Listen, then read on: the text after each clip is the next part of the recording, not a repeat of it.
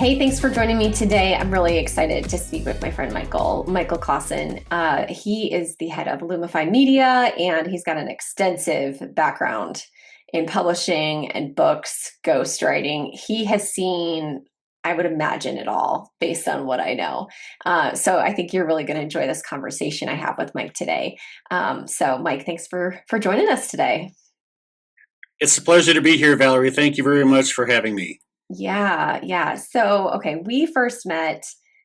We live nearby in the Denver area and met at a local conference. So, just a huge plug for kind of getting out there and going and meeting new people in real life. And we've had a chance to collaborate together on a handful of authors in the last year and gotten to know you and your style and just the rest of your team. And just there aren't a lot of publishers out there who are doing things the way you do them.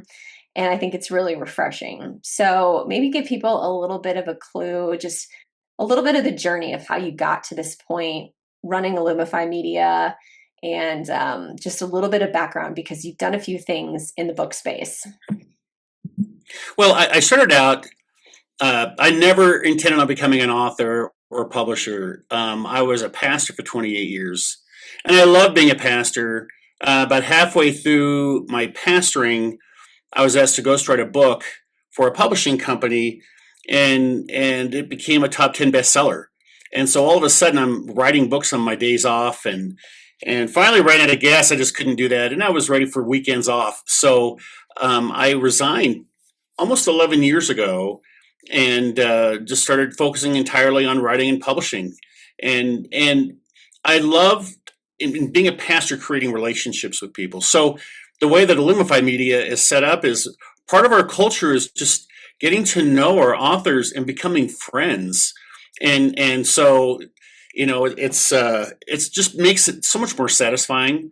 And so, we do publish a lot of books, but I never want to grow to the point where we're not enjoying our authors, getting to know them, becoming friends. So, and collaborating with you, Valerie, has been great because the minute I met you, you were like, "Oh, she's got that Illumify DNA," and so it's been really fun, and I love what I do. Yeah. Well, it's very clear.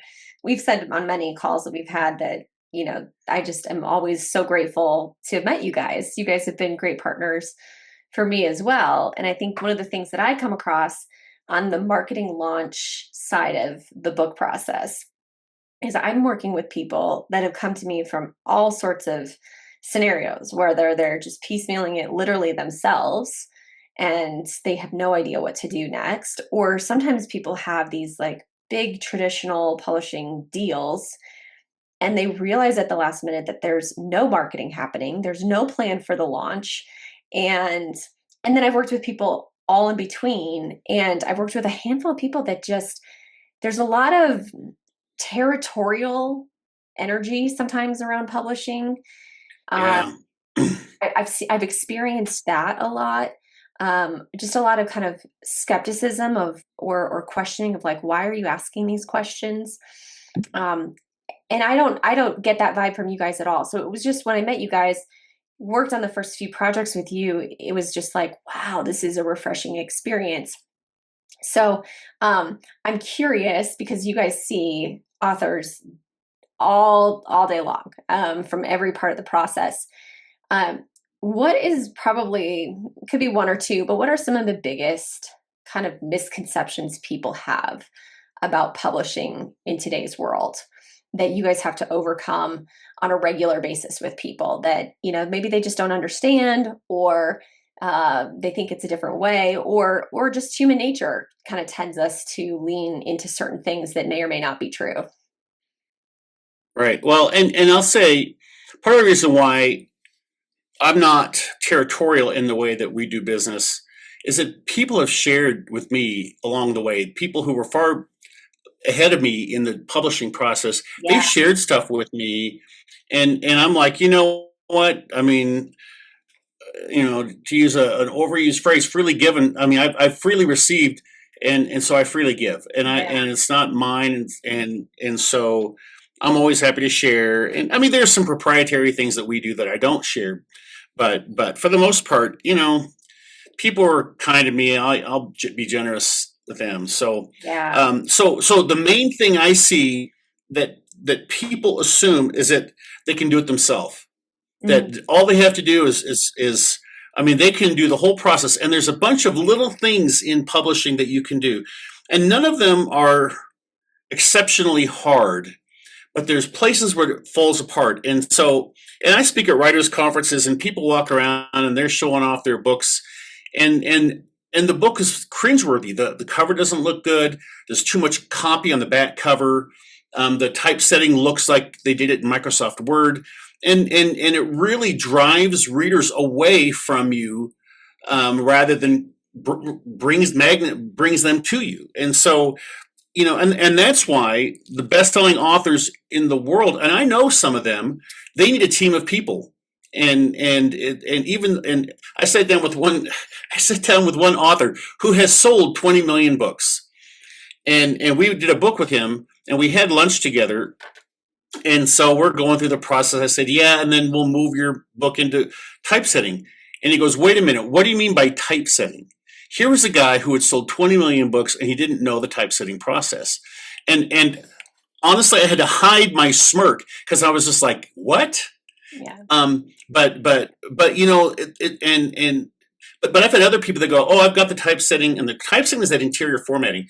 And I've had people say, well, I've already done the interior formatting. And so I had a Zoom call, and I showed them what they did, what they just did, and what we can do. And they were like, "Oh, I'll sign with you." I mean, because they could see the dramatic difference. So it's just, and there are people who think they have it all figured out, and nobody has it all figured out. So that is by far the biggest thing I see. Yeah. There's so many. Or the other part about that is they think they know more than we do. And I want to acknowledge that people have different ideas, and there are some really good ideas. But I deal with authors who just, I want to consult them and help them and position them to sell books, but they think they know more than me, and they do their own thing, and then they have a massive failure, and then they're desperate for help. So anyway, those are the two biggest things. Yeah. Well, it's so interesting because the more I've been on, just like you're talking about typesetting, which in my mind that's a publishing task. But you start getting into things around launch, and there's so many quirky things that if your book is not ready to go to promote to the world, it's going to hurt you. Things that affect the algorithm on Amazon and on other sales platforms, things that make the book look professional. The small little details really do matter. And those glitchy things that can happen, it's almost like every launch there's something new that happens, that I discover, whether it's a book cover disappearing from a book listing at the last minute, to categories not being shown correctly, to certain formats of a book not showing up when they showed up the day before. And so what I've seen is Right. just like there's so much power that comes from having kind of that Sherpa or that guide or that quarterback that has run the plays so many times and knows what do we need to do in this situation. And that's one of the things that I think hiring a publishing team is so helpful to do, because you don't have to be the one spending all the time losing sleep wondering, did I do this right? And is this going to be a massive failure? Because you only Right. Well, and once, you want to feel confident doing that. right. Well, and that's why, like, people think that bigger publishing companies are better, and then they get lost. And so, you want to have a person, you have a go-to person you go to every time who already understands what you're doing. You don't have to re-explain yourself. Yeah. And explain your situation. But they need to be big enough that they can actually fix the problems. And so, we work with Ingram, who is the world's largest book distribution company, and people that try to do it themselves, they encounter problems, and there's no person they can talk to. And there's no customer service available, live customer service. We have the customer service relationship with them where we can get this stuff done. But and it's our book Sherpa that has the relationship. And so they call her and they say, to your point, oh, this my front cover is missing on my Amazon page. Well, we can call the right person and they can get the front cover up there within 24 hours. But it's just there's so many little things that can go wrong in the process, and it disables the author. Well, and So one of the things that I've seen over the years, and I've seen even with some of the few authors we worked on together, you know, it can work. You can do the exact same thing for one author versus another, and one's fine, and the other one has a weird glitch. And yep, sometimes there are things that are right. out of our control or out of the author's control, and things happen. As much as prepared as you can be, you have to kind of plan for those unexpected things that will come up because they almost always do in some form or fashion. And again, having the team that knows what to do and is not flustered by it. Oh, such and such happened. That's okay. I've seen this happen before. I know exactly what to do. Or I've seen something similar happen. Here's what we should try. I think that'll fix it. Versus sitting there feeling helpless because you can't get a hold of a real person in many of these situations. Well, we worked with one author, and he said, I'm going to provide my own cover designer. And he found this guy who created Jasmine on the Aladdin Disney movies. And I talked to the artist, and he said, "Oh, I know how to create covers. I'm good at this. I've done this a lot of times." So he creates the cover. We upload the file, and we cannot, and the system won't accept the cover. There's something wrong with it. It delayed the release of the book by 6 weeks. And the guy's getting more and more frustrated. He's blaming us for it. Mm-hmm. I finally said, look, can you just give me the cover, the original files? I'll send them to our cover designer. Send them to our cover designer. She got it fixed. Everything was fine. And it went through. But you just need outside help. And I try to surround myself with people who know more than me. Yeah. And that's why I hang out with you, Valerie, because you know more about marketing than I do. And our editorial director worked for HarperCollins, and he knows more about editing than I do in typesetting. So I'd rather surround myself with smarter people than me, and that just makes the whole process a lot easier. Yeah. Well, I think what you just said there, I try to do that as well. I'm trying to surround myself with people who know more or are further along in the process than I am, or are right. going there with, going in similar directions, but maybe in their own lane. That's applicable for anybody, whatever your industry is, whatever your role is, surround yourself with people who know more than you. And I guarantee you will find yourself that you have leveled up when you look back. So, right. Well, and that's where, we have to swallow our egos and not have to be the smartest person in the room. And for some people that's hard. But I just found it just pays dividends. And we've got a guy who, our manuscript evaluator, discovered Brandon Sanderson. He's like the top selling author in the world. I love hanging out with him, with Larry. He's like knows everything. And anytime I bump into stuff, problems, I call him. I'm like, Larry, help me out. Bail me out. And you just swallow your ego. Swallow your pride, and it just makes things so much better. Well, and you meet interesting people when you have that perspective too. Yeah. Some of even just the network, from the conference that we went to and met at, that has opened up a whole different kind of circle of people locally here and across the US that I hadn't really, I wouldn't have had any other way of knowing, but having a little bit of proximity kind of opened up the door to get to know some of these other people that are doing things that I've never considered doing, and it's just, right. You just meet some cool people who have done really cool things. And that's one of the things I love about working with people in the book space is people who write books often lead pretty interesting lives. They've done something worth writing a book about. And so they're often just fascinating to interact with. They're fascinating to read their, the manuscript and interact with. It just makes for fun days, when you said like, you love what you do. Yeah, I love working with authors because they're interesting people who enjoy their subject matter. very rarely do you come across someone who hates what they wrote their book about. They're excited about it, so it rubs off and gets us excited too. So I was working for a different publishing company. This was 10 years ago. I don't work with them anymore, but I get a phone call from this guy, and he says, "Yeah, I want to write a book about how Bill Clinton ruined my life." I'm like, "Yeah, wah wah wah," and he goes, I said, "Yeah, how did Bill Clinton ruin your life?" And he said, "Well, Bill Clinton had an affair with my ex-wife." And he named the person, and I dropped my phone onto my desk, and I scrambled and picked it back up, and he was telling the truth. And I won't go into politics, but his wife had filed a lawsuit against Bill Clinton, and he got blacklisted. He was an actor in Hollywood, and we published his book, but it was like just this random call. Or I got a call once by a figure skater who won a gold medal in the U.S. Olympics, and Janet Lynn. And I talked to. I remember when I was a kid talking to Janet. There's so many interesting people. You just stay at this long enough, and you meet these amazing people that you wouldn't meet if you weren't doing this. So Right. that's the fun part. Yeah, just kind of the fangirl moment of like, oh my gosh, I just got off the phone with so and so, and now I've got their personal contact That's information. It's kind of a strange, I know.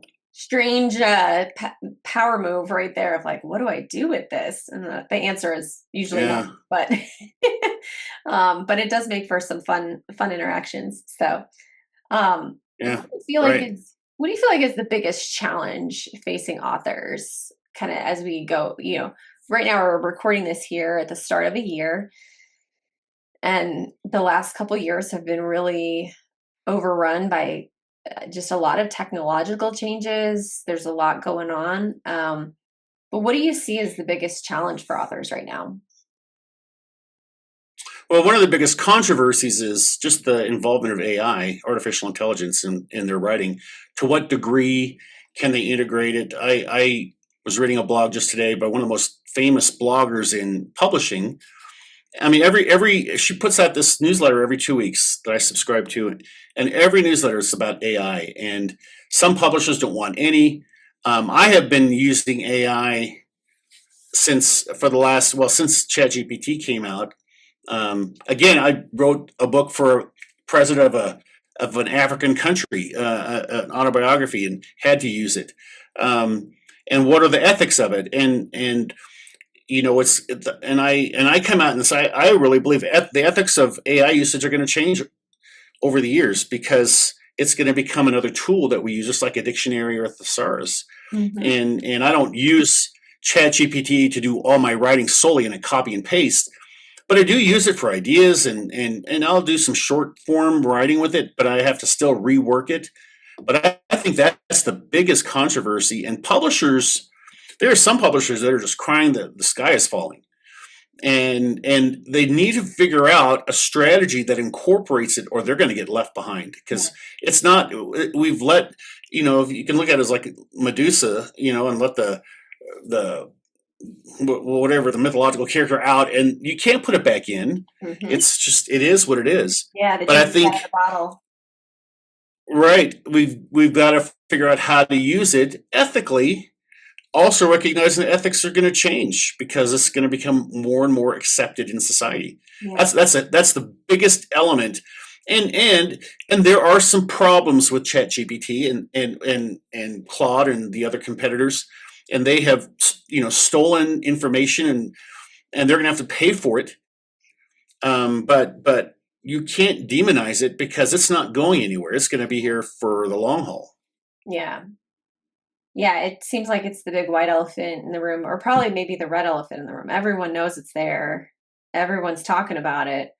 People don't quite know what to do with it though. And and there it's all ends of the spectrum. When I look at different forums that I'm a part of, uh, a lot of authors just really, from the purist standpoint, they are not happy when somebody uses AI to write something. And as a user, I don't know, I'm sitting here like I don't really want to read a book that AI wrote. That's like I want to read a book that a real person wrote. That's I want to interact with a real person. So, but at the same time, I've seen so many different workflows that AI makes so much faster. And so, yeah, there's definitely some integrity questions See, happening. for me, I'm fiercely pragmatic as a writer and a publisher. People want to read what's interesting and what's compelling, and I think over time they're not going to care whether the extent that a human being was involved in the writing. They just want a good story. They just want to be entertained. They just want to be inspired. And what is it that whatever tool you can use to inspire them to tell a good story, that's what people are going to buy. Yeah. Yeah, it'd be interesting to see how this all shakes out, because I feel like that is the big thing that people are trying to figure out right now, of what to do with or what not to do with. Gosh, I even had a conversation with someone today around the concept of like a graphic novel and leveraging AI for that. It's not writing it because the book's already written, but turning it into a graphic novel, you know. So that's one of the things on my list to kind of research, is like how much does that get you in trouble or not? So I haven't even had a chance to read, Well, but yeah, and so this year I'm going to write a book based on I have a newsletter called the Power Writers Report, and it's a pretty popular a newsletter, but I want to write a book that compiles different newsletter articles that I've written. And I'm going to load all of those articles into Chat GPT, and I'm going to give them some. I've got like 300 blog posts, and I'm going to give them some values of what I'm looking for, and I'm going to let them compile it yeah, and tell me which blog posts I should include in the book. Then I'm going to refine it myself. I'm not going to ask ChatGPT to rewrite it, but I am going to use it to.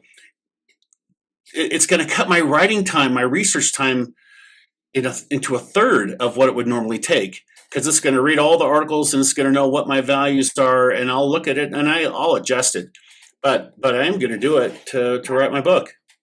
yeah. I know an estate attorney who did a similar kind of thing. She does a monthly. Uh, she actually does it in a newsletter, like a local community newspaper. I think it's brilliant. Does a monthly article. She's been doing it for about 10 years in her community. And some of them are more promotional than others, but a lot of them are just educational tips. And, we were able to organize all of her articles so seamlessly to be able to formulate it and get it set up for a book. And then it just feels like, oh, the heavy lifting is done. You've actually written all of it just over 10 years, month by month. You're just using AI to help you organize it. And I've used it a ton for like subtitle ideas, title ideas. Like here's where I'm Yeah, starting. Help me think of other ideas. And sometimes it comes up with stuff that I like, and usually it doesn't. But it at least allows me to broaden my research that I might have spent hours scouring book titles online yeah. for. So there definitely are some things that authors can do to help improve their workflow and to get to a better point faster. Right. Well, and I'm on AI multiple times a day. There's never a day that goes by I don't ask it a question, or even what's the date of the next Super Bowl. I mean, it's just so much faster than going through Google, going page by page looking for the right article. So, Yeah. and but also, There's a change in behavior. it doesn't get everything. It doesn't get everything right, so you have to verify a lot Yeah. of stuff. Like when you're doing research, I had to do a lot of verification, and I found it was wrong about 40% of the time, but it still was right 60% of the time. And when I had it verify itself, it would correct it and tell me what the true answer was. So, um, nevertheless, it just is a huge time saver for me. Yeah. I will say though, as someone who also has a few manuscripts on my cloud drive at the moment that are not quite done, the act of writing is such an important process that, and as someone who has two young children, I'm sitting here thinking, gosh, this is an important, just critical thinking skill that the Yeah, next generation potentially can miss out on because they're just relying on an AI tool to write a short story for them when they should sit down and write it. And I just know that purist mindset as a writer take the marketing publishing hat off, as a writer, I'm just like, ooh, I personally have been finding that I need to set boundaries with myself when I sit down to write my own stuff. Sometimes, I mean, who knows if these books will ever make it to the public eye, but they've been extremely important in my own personal development and processing Right. thought.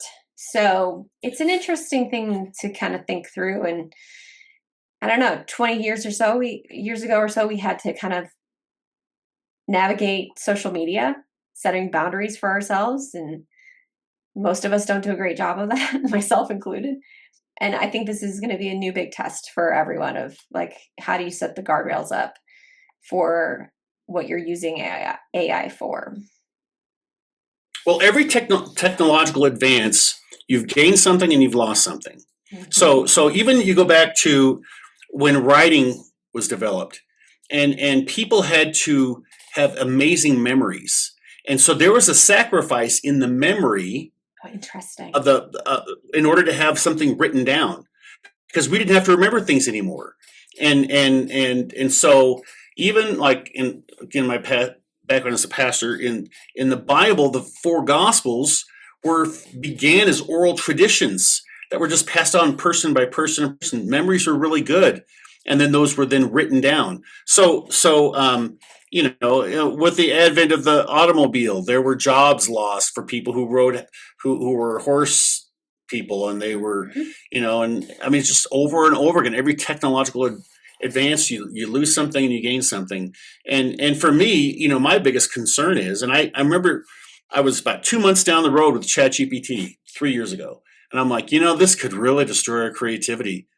And we to your point, we have to guard some of those things and develop, even like email on your phone. I don't do email on my phone. I need to give myself a wall that separates me from being totally sucked into that social media, electronic, technological world.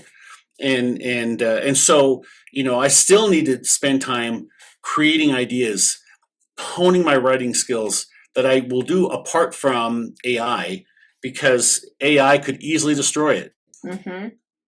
Yeah, no, I have similar boundaries as well when it comes to some of the use on the phone.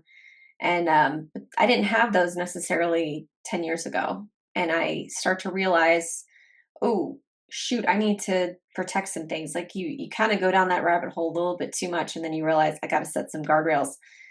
And I think we're Yeah, still in this phase of like, we got to figure out what to do with it and what our personal boundaries right, are going to be with it. So, yeah. right. Um, one of the things that you talk a lot about, and I know is a big focus for you this year, is kind of this 360-degree author. And what I like about that, and I'd love for you to explain it here in a second, but what I love about it when I hear you talk about it is just the holistic approach that you guys are having. And so, like any author who's working with you, that's naturally going to be an extension of how they're thinking about their book as well. And thinking about it not just from the purely like, we're getting that book to print, but we are going to do it in a strategic way. And here's why. Could you explain a little bit of that 360-degree author concept and why it's so important? Yeah, and I'm really excited about it, and we are heading that direction with Illumify in everything we do. And it was just the thought that occurred to me. Even this famous author I mentioned a little bit ago, who had no understanding of typesetting. What does, if every author was to begin writing a manuscript, what would be the things that would ideally be the best things for them to know about writing? And so when we had our conference, so I'm talking about writing as a journalist, writing as a business person, writing as a publisher, writing as a marketer. If you had all that knowledge with you, how would it change the way you write? And I did a workshop on writing as a publisher, and this is stuff like when I spent so many years as a writer, and I've authored books and ghostwritten books, and I never thought as a publisher, and I didn't realize, like as a publisher, I'm trying to keep a word count below a certain threshold, because I know that with a certain word count, if it's too high, it's going to affect the page count of a book, which is going to affect the retail price of a book. And I don't want to price a book over $20 because that's another threshold. People won't buy a book that's over $20, even if it's $21.99 versus $19.99. For whatever reason, that makes a difference. So as a 360-degree author, you start writing a manuscript and you go, I'm not going to go over 55,000 words because I know that I can keep my retail price between $16.99 and $18.99, depending on formatting and if you have images. But also if you learning how to if you're thinking as a journalist, you're going to know how to tell a story well. You're going to incorporate dialogue into what you're talking about because journalists know that's what they do. You sell copies of the newspaper or whatever form it is, media form it is, by how well you tell a story. So how well can you tell a story? They need to, even if you're nonfiction, didactic kind of stuff, you got to learn how to tell a story. You got to incorporate stories. So there's so many different elements to this that we don't think about. If you were writing a book and thinking as a social media person, you're going to take notes as you write your book. Oh, here would be a great blog post. Here would be a great Facebook post. And you just and what I don't want to do is overwhelm the author, but I want to give them a taste of all these different hats you can wear. That's going to help you write a better book. The other part about this with the 360-degree author is, and this happened about 25 years ago when I was doing some web writing, and I realized that the internet was going to change the way we read. Mm-hmm. And so all of a sudden I realized we're all going to become, beset by ADHD. Right. And we're all going to have shorter attention spans. And so you got to write toward that. You've got to write shorter paragraphs. You got to get to the point faster. You can't spend the first 100 pages writing descriptions for your novel because you're not going to keep your reader engaged long enough. Our brain is wired to do the least amount of work as it can. And if you make the reader's brain work too hard, they're just going to shut the book.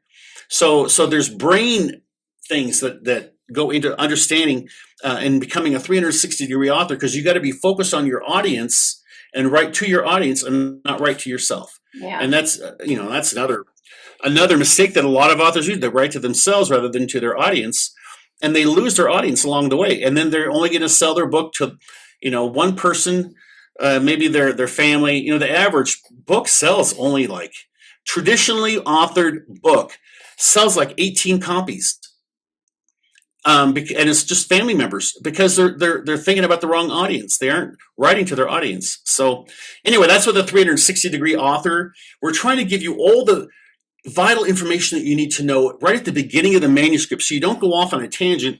You're like, oh, I went the wrong direction. I need to go back and start all over, and you lose all this time. And so we're going to be unveiling this as the year goes on. And I'm right at the beginning, but I'm so excited about it, and I think this is vital, and this is the direction we're going to go as a company for the next, year, 2 years, 3 years, because I think it's so important. Yeah. One of the things you kind of touched on as you were thinking through, or you're talking about, you go down this path with your manuscript, only you realize you've done it the wrong way, or people are writing it maybe not necessarily for their audience. The thing that came to mind as you were saying that was just the mindset that can cripple authors and almost keep working on the manuscript and never actually get it to print. What do you have any advice for someone that is kind of stuck in their head? They've got this book that's maybe almost done, that they're just kind of scared to put out there, or scared to kind of put the bookend on. Do you have any advice just on that mindset, the imposter syndrome that seems to kind of cripple so many of us? Well, I have written 25 books. I've worked on over 75 traditionally published books, and I still wrestle with imposter syndrome. And I mean, one of the things I tell people, and it's not very empathetic, but I just tell people, get over it. Just get over it. And I had one author, and she had written this book, and she was, and it was, we were just about to launch her book, and I met with her on Zoom, and she goes, oh, I just feel so self-conscious about promoting my book. And I said, Stacy, come up closer to the camera. And she gets up close. I just said, get over it. Mhm. And there was something I think that happened that it gave her permission to start promoting her book. She starts promoting her book. She's got all these Amazon reviews. And then I get an email from a Korean publisher that wants to pick it up. And so now, and in fact, even this week, I'm in the middle of communication with her, with the Korean publisher that picked her up. Part of it is because she just decided to forget about herself and promote her book. And part of this whole thing is you're not promoting yourself, really. You're promoting a story. You're promoting a message. Yeah. You're promoting an inspiring idea. I'm promoting the 360-degree author. I'm promoting Illumify. I'm not trying to make it about me. I'm just so convinced that we're the best in our market that I'm disappointed anytime a person goes a different direction. But it's not about me. It's promoting. I believe in the product. I believe you got to believe in your message. Yeah. And if it's good, forget about it. Forget about yourself. And I have an author. She's been sitting on a manuscript for probably 4 years, and her manuscript was 95% done. Life-changing message, but she can't get out of her head. So I give her pep talks every now and then, but she just can't quite. And part of it is you're putting yourself out there. You're going to open yourself up to criticism, and I view I believe a negative Amazon review is a rite of passage for every author. Yeah. And I remember my first negative Amazon review, and I wanted to come back and argue with them and stuff. And I'm like, no, you know what? Now I've passed that rite of passage. Yeah. And so don't worry about it. Take chances. It's better than trying to write a book that just totally plays it safe and you never stick your neck out. And I'm about changing the world. So if you're going to want to change the world, you got to take risks. Right. Well, yeah, your book is doing nobody any service by sitting on your hard drive or your cloud drive. You got to put it out there for it to make a difference. So that's kind of what I come back. Well, I've got a buddy. Go ahead. I'm sorry. I was just going to say people have that same mindset around social media. And it's like, well, if you've got a message that can help someone, why? It's almost selfish to keep it to yourself, Absolutely. Well, an author's saying to me, I want to write the book, but I don't want to do any promotion. And I tell them, then you're not going to sell any books. There's very few people that sell books that don't agree to do some kind of promotion. Yeah. It's what you got to do. And you're right. It's selfish to actually hold on to this. If there were people who would be inspired, would change their lives, and you hold it to yourself, why on earth are you doing that? Yeah. Yeah. Man. Well, Mike, you've given me a lot to think about. I'm sure you've given everybody listening a lot to think about. I'm sitting here thinking, honestly, at the moment about the 2 books that I have that are pretty much done. And I just need to get out of my own way, get them across the finish line. So I'm one of those people that you're talking to. And I'm finding myself convicted by my own words of just, am I being selfish by holding some of this back myself? So. Well, and writing a book is like running a marathon. It's and at the end you're crawling on your hands and knees. So I'm going to tell you a quick story. So about 15 years ago, I was running marathons with my wife, and we trained to run the LA Marathon, which is the coolest marathon because you start at Dodger Stadium and you end at the Santa Monica Pier. Mm. So I was in shape, and we're about halfway through, and I'm running with my wife, and I'm got a lot of energy. I'm like, well, Kelly, if we separate, I'll meet you at the finish line. She's like, okay. And I move ahead, and then I felt this pain in my foot, and it was excruciating. So I stopped and tried to stretch my foot and whatever. And I realized I had broken a bone in my foot. I don't know how I did. It was just a stress fracture. And so I would run until my foot was so swollen that it would impact, against my tennis shoe. Yeah. And then I'd have to walk. So I remember I'm running. It's about mile 18. I'm running right by UCLA. And there's a man sitting in a cafe, and he's reading the Sunday newspaper, and he sees I'm hobbling, and he's sitting all by himself at a table. So he points to the empty chair at his table, like, you want to sit down? And everything within me wanted to say, yes, I'll stop, I'll quit. But I shook my head, and I just looked straight at the street, and I kept going. Yeah. And I finished that. And you know what? The funny part, my wife finished the marathon like an hour and a half before me because she wasn't hurt and I was. But I finished it. And that's sometimes you just got to put your nose down and look at the street, and you just keep going, even if you're hobbling till you cross that finish line. Yeah. Man. All right. So is that going in your book, or has it already I gone? should. That's a good idea. There you go. It's a good story. Yeah, no, that's great. I can't wait to read your book. And I'm excited to see what comes of it. And considering the fact that we talk on an average of at least once a week, sometimes more, Right. I'm sure we'll have a lot to kind of compare notes on as you develop it out. So I'm excited to see that process, and excited for somebody like you who has the publishing knowledge. Like I'm very curious to see how the process is for you as you walk through it. I think that'll be, that'll be good. It'll be fun to see. So, but if people want to get more from you and to learn more about the 360-degree author, they've got questions about publishing, they're just wanting to hear more stories about stress fractures in marathons, where can they get more from you? They go to www.illumify Media, ILLUMIFY media.com. And there's places there you can sign up to meet with me, and you'll learn about the publishing process, and if you just have questions, I'm happy to answer. And it'll be a lot of fun. I'd love to meet some of your listeners. Awesome. Well, Mike, thanks again for sharing so many amazing pieces of advice and just insight into the publishing world, and just carving out some time to do that today, and just everything that you're doing for authors day in and day out. So thanks so much.